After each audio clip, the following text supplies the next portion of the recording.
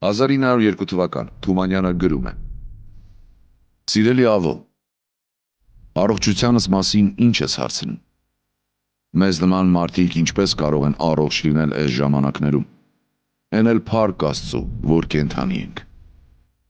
Ես այժմ ավելի լավ եմ։ Ուժասպառ եմ եղած ու ջղերս քայքայված, բոլորովին քայքայված։ Բժիշկն ասում է, այս ջղերով ոչ կարելի է ապրել, ոչ պարապել։ Պետք է հանգստանաս, ապրես մի անգամային բույսի նման։ Եվ ահա քեզ մի նոր վրդովմունք,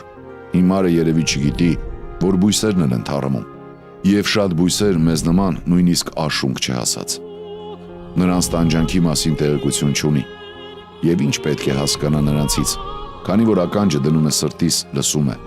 լսում ու իսկի այնտեղ էլ չի հասկանում, թե ինչ կա։